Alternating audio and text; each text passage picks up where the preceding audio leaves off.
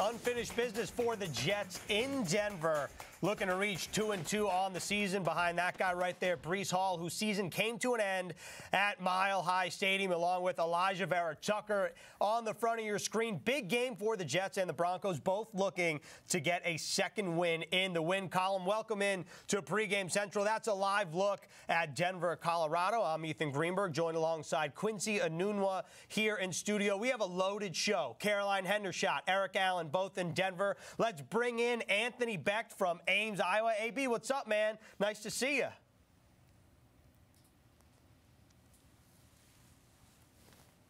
So, Quincy, I just want to say, is it weird to think that this is a must-win game early in the year? Because I think a lot of Jets fans are looking past this Broncos game a little bit. You're looking at the Eagles next week, and there's a chance, based on what happens today, that you're 1-5 entering the bye week. So, what is the importance of this game specifically?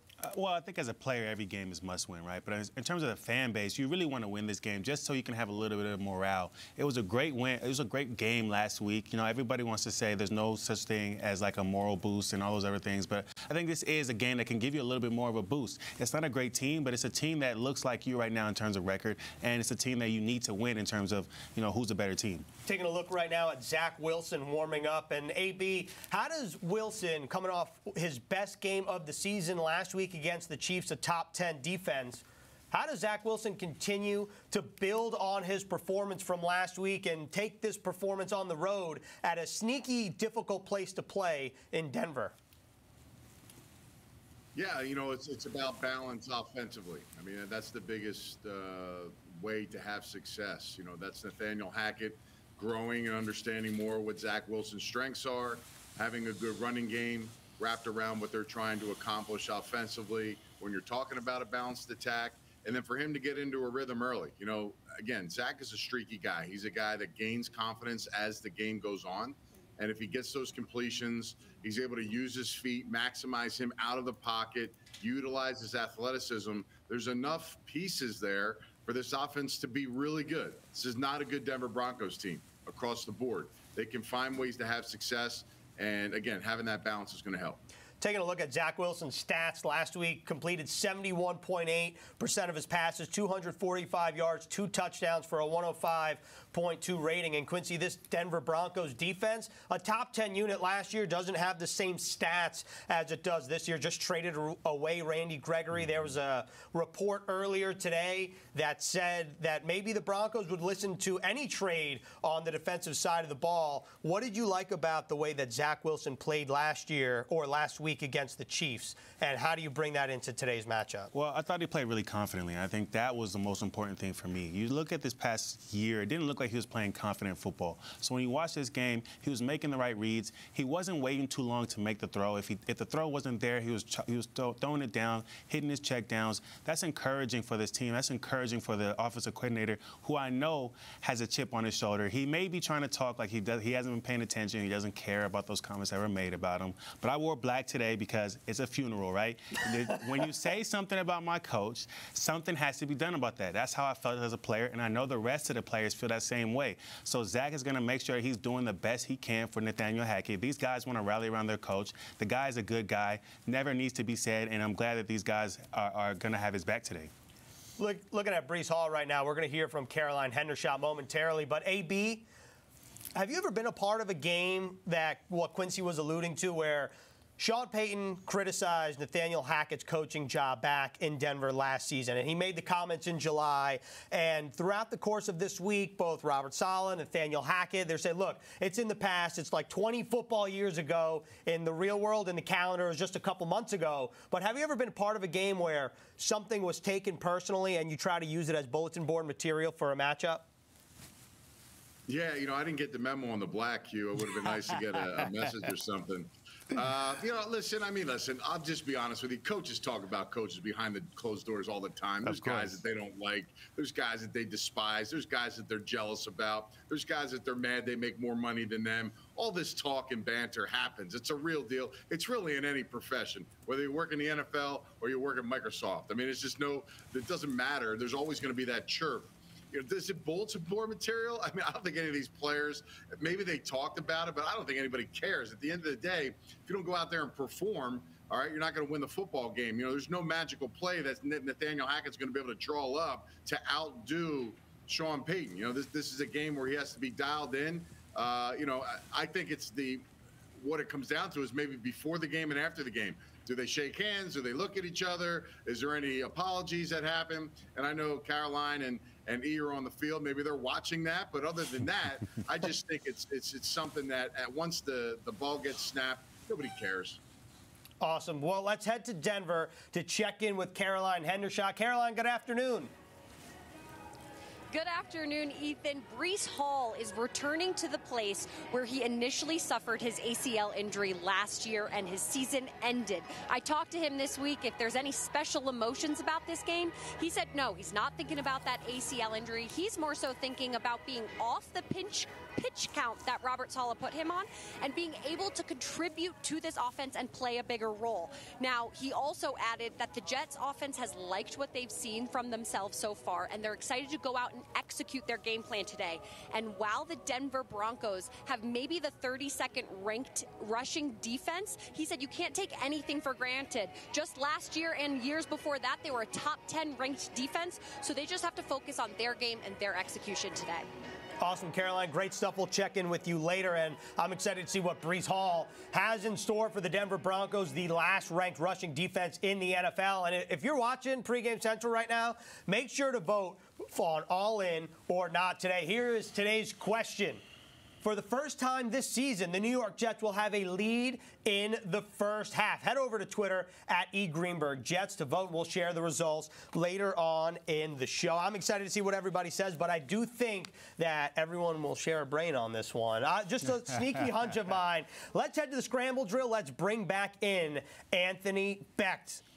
Quincy, you ready for the scramble drill? Let's get it done. AB, you ready to go? Let's do it. All right, Quincy. We'll start with you. We'll put a couple minutes on the clock, but since you're in studio, has Russell Wilson been maybe a little overlooked so far this season? Oh, absolutely. There's a lot of noise coming out of there because from last year, Sean Payton was going to come in and switch things up. But I think that Russell Wilson has actually been playing pretty efficient football. He's one of the top quarterbacks in terms of that right now.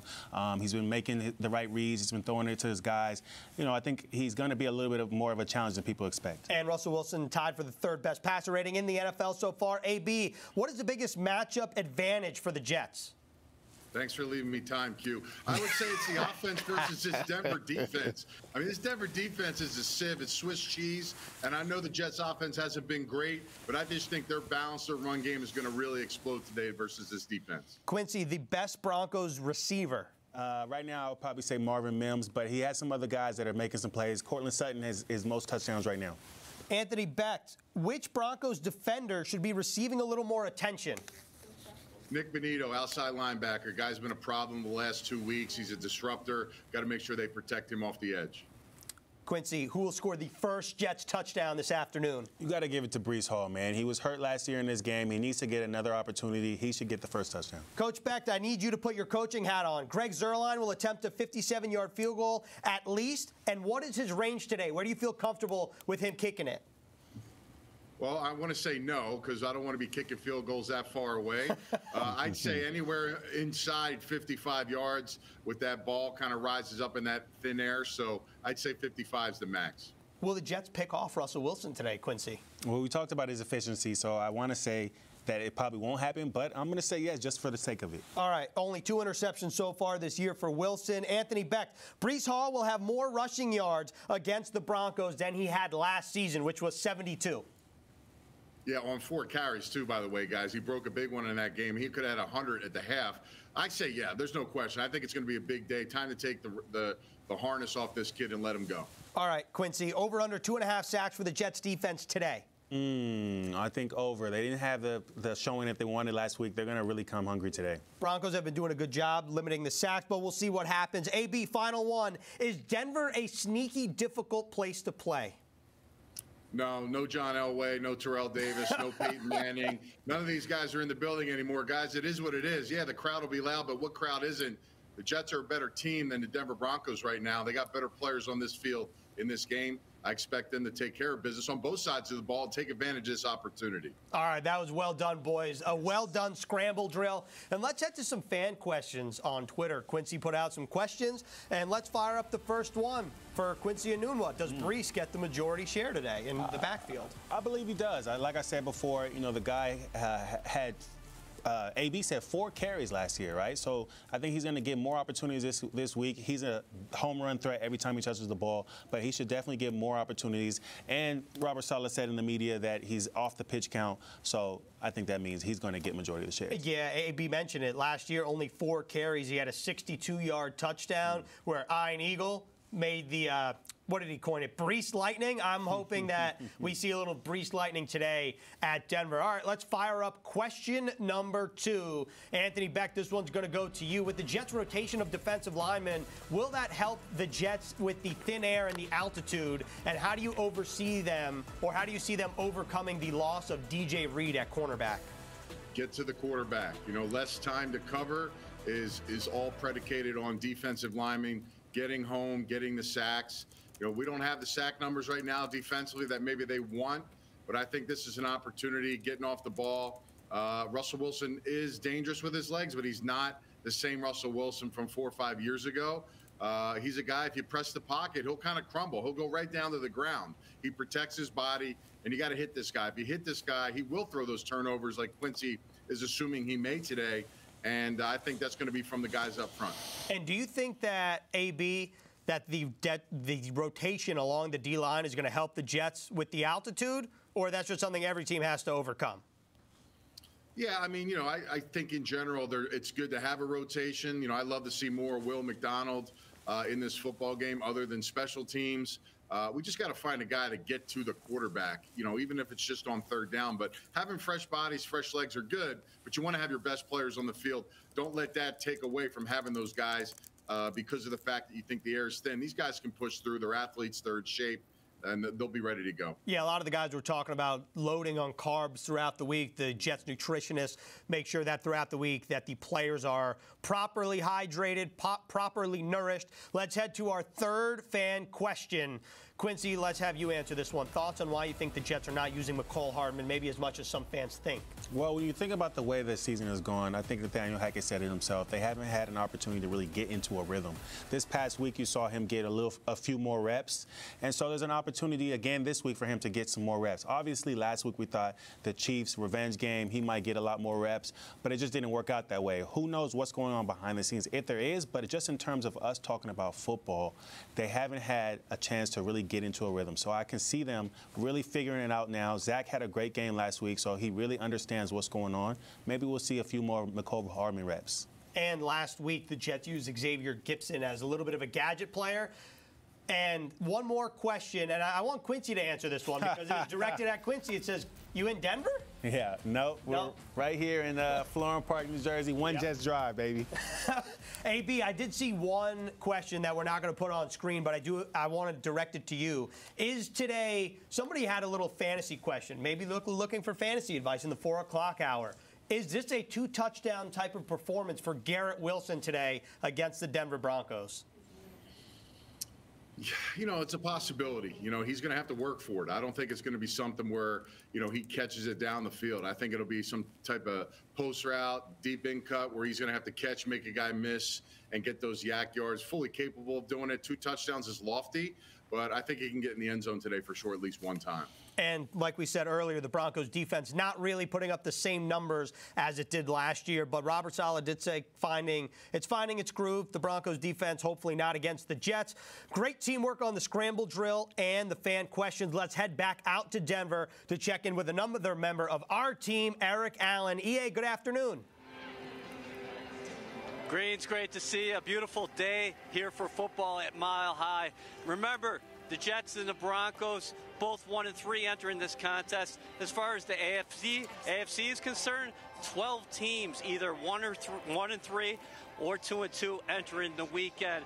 For the Jets, the mantra at the end of the 2022 season was finish, but The emphasis this week, Greens, AB, and Quincy, has been on the start. The Jets, through 4 games so far this season, have faced double-digit deficits in the first half. The defense is taking care of business in the second half. That's 7 consecutive games where they have not given up a touchdown. That ties for the longest streak in the National Football League since 2000. So defensively, Jeff Albrecht, the Jets defensive coordinator, said, hey, maybe I got to simplify things early for my crew to get into a rhythm. Conversely, offensively, for Zach Wilson and company, I look for this team to actually start firing on first down. We saw success in the passing game because the Jets last week, they came out, opened things up against the Kansas City Chiefs. I think the Broncos, what they're going to do is load that box and take away Breece Hall. If you get some success with the passing game this week, that's going to open things up for Breece Hall. And it's hot here in Denver. A fire sale could be on the way if the Jets take down the Denver Broncos. We saw Randy Gregory get traded here last week. Other names that have been mentioned as possibly on the outs here in Denver. They're going to listen to trades, see what happens. Jerry Jeudy, Cortland Sutton, Justin Simmons, and Josie Jewell. So this is an interesting point of the season for the Broncos and the New York Jets. Awesome, EA. We'll check in with you in a little bit. And in celebration of Joe Klecko's induction into the Pro Football Hall of Fame, Jets fans can enter for a chance to win a Joe Klecko legacy jersey and an autographed Pro Football Hall of Fame helmet by texting Klecko to 26154. Again, text Klecko, Klecko, to 26154. Terms and conditions do apply. All right. Quincy, you mentioned Marvin Mims earlier. I'm glad you brought him up because EA was talking about Cortland Sutton, Jerry Jeudy, but Marvin Mims so far, one, he leads the Broncos in terms of receiving yards. He has 5 receptions of 30 yards or more, which is the second most in the NFL behind Justin Jefferson and Tyreek Hill. What do you like about the way that he's played earlier? Yeah, so a lot of times when I try to watch film, I'm always looking at the receivers, right? Playing receiver before, and he jumps off the film. He makes plays. He makes big plays, too. He had a few plays I saw down the sideline, left sideline, big catches, right? He comes up big at times for Russell Wilson. So he's a guy that it makes sense why he's leading this team right now in yards. Cortland Sutton is their big guy. He can go out and jump and get the ball. But Marvin Mims is really their guy they can put all over the place. He's a second-round draft pick, I think, one of their top draft pick guys, a guy that they're really trying to feed the ball to. And you can tell just by watching him that he has the intangibles to be a good receiver. Anthony, for this Jets defense, or excuse me, for the Broncos defense, Robert Saleh, I was saying this earlier, Robert Saleh was talking about how he thinks that the Broncos, and Connor McGovern said the same thing to me, they're just a couple plays away from figuring it all out. Do you believe that, or you think that this Broncos defense, which was top 10 last year, it's bottom 3 this year, you think that it's totally different, or you think that maybe they're close to figuring some things out? They're the worst. They're the worst defense in the NFL. It doesn't matter what last year, the year before. Do they want to be the last place defense in the league? No. I'll tell you what, though, it's concerning that there's rumors swirling about everybody's basically for sale for this team. It's in the media. You got guys calling their agents. Are they focused in? So this is an opportune time for the Jets on the road, like I said before, to really put the dagger in the back of some of these players on their defense and really take advantage of it. Have a really good game calling it, have a good balance, and really take advantage of what you can, score those points, and defense take control. They could quit at halftime if you have a lead, quit in the third quarter if you have a lead. So those are the things I'll be looking at in this game. It's hard to tell what exactly, this team is kind of feeding off of when everybody around on the outside is pumping in negative vibes all the way across the board. So do the players hear it? Does it matter sometimes? No, but they still hear it. And some guys may take that a little personally. So, again, we'll see how it goes. But this is the worst defense in the NFL. It is what it is. and you got to try to take advantage of their weaknesses. And remember, a couple weeks ago, the Broncos led up 70 points to the Miami Dolphins in Miami. The Broncos last in the league in points per game allowed at 37.5, yards per game allowed at 461.5, rushing yards per game allowed at 176, and opponent passer rating 133.4. Just some food for thought there as the Jets prepare to take on the Broncos in Denver. Let's bring back in Caroline Hendershot, Eric Allen. The whole gang is here. Let's start with the X Factors. Caroline, kick us off. Who's your X Factor today? My X Factor today, I'm going Jets offensive line, and I say this because Zach Wilson has the longest average time to throw in the NFL right now, 3.11 seconds, and Connor McGovern, the center, said you were able to see what he could do when he had all that time to throw last week. Zach even said the O-line did an unbelievable job. They kept the pocket clean the whole game. So I think that is a big key for the whole offense to be able to really take off today. I like the way Zach Wilson is protecting the football for the Jets, but you have to make sure you know where Justin Simmons is at all times. Simmons missed the last 2 games for the Broncos with hip and groin injuries. He's back in the lineup today. Last year, 6 interceptions. In 2021, 5 interceptions. In 2020, 5 interceptions. So this is a guy who's going to be looking to pick the ball off. Make sure you stay away from him today. Yeah, I'm going to go with Jaleel McLaughlin. I mentioned earlier how, I was watching receivers and saw them jumping off the tape, but this guy really jumps off the tape. He's a shifty back. He had 2 touchdowns last week. He's a guy that they're starting to feed more now that they've had some injuries in the backfield. So watch out for him. If they let him go like Pacheco got last week, it can be a little bit of a dangerous game. Yeah, I'm going to feed off Caroline here and go with Breece Hall. Listen, guys, we've been talking about it for 2 weeks. The snap count is off this guy. Let's get him 15 touches minimum. Why do I say 15? Go back to last year, going into week 4, 4 straight weeks. 17 carries versus Pittsburgh, 18 carries versus Miami, 20 carries versus Green Bay, and 4 carries for 72 yards before the injury versus Denver. You know what they all equal, guys? W's. Get this man the rock in his hands. I want to see 15 touches. I think it's a great point, AB. And for me, I'm going on the defensive side of the ball, similar to what EA was talking about in the Broncos secondary. I'm going with Pat Surtain because right now, Pat Surtain, an All-Pro last season. This Broncos defense, like we've documented so far throughout the show, not playing at the level in which a lot of people expected it to. And Pat Surtain, a very talented corner in the league, will probably be seeing a lot of who we just saw on our screen in Garrett Wilson. But we'll see what happens here in a couple hours. Now it's time to move to all in or not today. And before we dive into it, let's take a look at the leaderboard. And I think everything is status quo compared to last week because everyone had the same answer at all in. So, and the bottom, I know Caroline's going to get upset because she is again listed 6th. It should be tied for 4th here between the fans, Anthony Beck and Caroline, all at 1 and 3. Quincy and EA at 2 and 2. I'm at 3 and 1. And I'm sorry that we haven't shuffled the order here. Next week, you know what? If there's a tie, we'll make sure it says like T hyphen whatever the number is. That way there's no pecking order. But here's the question, and Caroline, you'll kick us off here. For the first time this season, the New York Jets will have a first-half lead. All in or not today? Before I get to that, I will say I think our graphics editor, Tim Morgan, might have a vendetta for me, putting me last every week, but that's okay. I'm just going to brush it off. It's fine. I'm good. But I'm going to go all in on this one, Ethan, because Ashtyn Davis earlier this week said it's hard to come back and win games when you spot teams that many points in the beginning. And Zach Wilson even added, we got to start faster this week. So I think it's been an emphasis all week. I'm excited to see what they do in the first half this game. Greens, I'm going all in as well. I think everybody there in Florham Park and Ames is going to agree. I think we're going to have it straight across the board, all in. Listen, Jets have to end it today as far as falling behind by double digits in the first half, like we talked about before. They have an inviting target in this Denver Broncos defense. I don't care if you defer or take the ball first. The Jets are going to get a lead. Yeah, so I really wanted to call an audible and go not today. This is a little vague, right? Grab a first half lead. Like, they could score a touchdown and then go into the half. down because the Broncos went and scored. So just because of that simple fact, I'm going to go all in, because if they do score a touchdown, then it's an all in. So Right, or a field goal. Exactly. AB.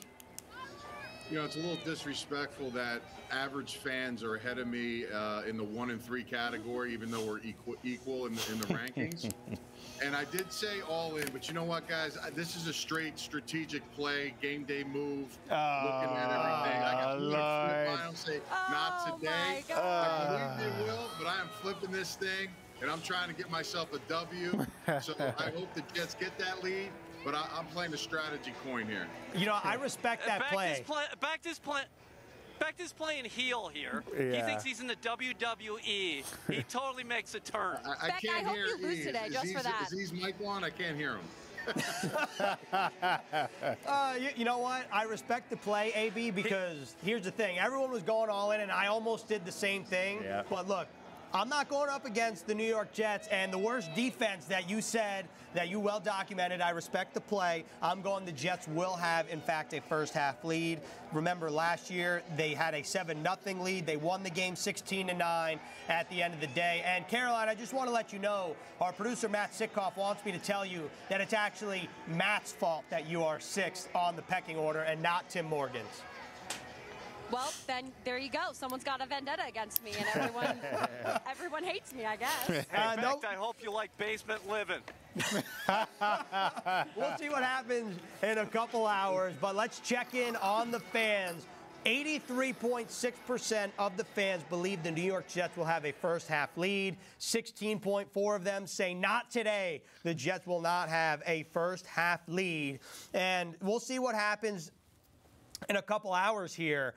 But I think it's time that we head back to the field for inactives, because it is 2:56. It's 1 minute past the 90-minute criteria. Are we ready for inactives? Here we go, Greens. All right. Ready. Israel Abanaconda, Jason Brownlee, McCole Hardman inactive for the Jets today. Carl Lawson inactive for the green and white. DJ Reed, of course, ruled out with the concussion earlier this week. Brandon Eccles as well, dealing with the hamstring. And rookie linebacker Zaire Barnes. So once again, McCole Hardman and Carl Lawson both inactive for the Jets today. Awesome, EA. Great stuff. We'll speak to you post-game. Anthony Beck, Quincy Enunwa, let's wrap up here with some final thoughts. But I do want to get, AB, your thoughts on both Carl Lawson and McCole Hardman being game day inactives for the New York Jets today. Yeah, let's be honest. Hardman's been inactive pretty much the whole season. We don't use him, so he really hasn't been a factor. Listen, Cyclones won Saturday. I got Breece Hall and I got Will McDonald with an opportunity, in my opinion. So this could be a massive Cyclone weekend. All right, let's see what he got. Maybe he gets a couple extra reps. But, yeah, listen, you know, those are core veteran guys. You know, especially Carl, and obviously not having Reed. Guys have to step up. They have enough depth. They have the talent. I want to see other guys do their thing. And, again, when guys go down, you get an opportunity to shine. Let's see who those guys are today. No Alan Lazard love again, AB? I mean, that's another Cyclone. Yeah, I mean, you know, there's so many. Sometimes it's hard to. I don't only have so much time to list all of them. I'll just, you know, I get a couple guys out there. He's not a true fan. Alan can have a big day too. All right. You know, I want to ask Quincy about an inactive for the Denver Broncos. Javonte Williams, you talked about McLaughlin a little bit. Javonte Williams is not playing today against the New York Jets, which is big because your guy McLaughlin has a little more burn. What did you like about the way that he played? Because I don't think a lot of fans know about McLaughlin and the way that he's ran so far. Yeah, so if you watch through the season, he's had a few more reps, and last week they really upped his reps. Touchdown in the pass game as well as a touchdown in the run game. So the guy knows how to get to the end zone, and that's dangerous, right? We talked about last week, Pacheco had a field day against his Jets defense. I know this week they're going to try to make sure that they shut down the run. This guy is talented, though, so they have to make sure they have their eyes on him. AB, final thought here. What do you think about the way that the Jets need to start this game, whether it's on defense or whether it's on offense? How do you get off to a fast start? Convert third downs and move the chains on offense and get off the field on third down on defense. I mean, going down 17-0 is not a formula for winning. And I don't think Denver's got that kind of firepower, obviously. But, again, just like anything else, any given Sunday, teams can make some plays. So don't let Denver find a groove and get your groove going. I think this first series on offense, love to see these guys drive down the field when they get the ball and score a touchdown. I just think right there really tells the tale of this team. But if you keep going and 3 and out, 4 and out, 5 and out, you're not converting and you're not getting third downs, and defense gets a couple cheap ones away to their offense, you can find yourself in a situation where you're not going to be able to get the lead throughout this game. So again, starting fast is getting on and off the field on third down. AB, great stuff. We'll check in with you post-game after the Jets and Broncos square off. 4:25. Quincy, let's wrap up with you.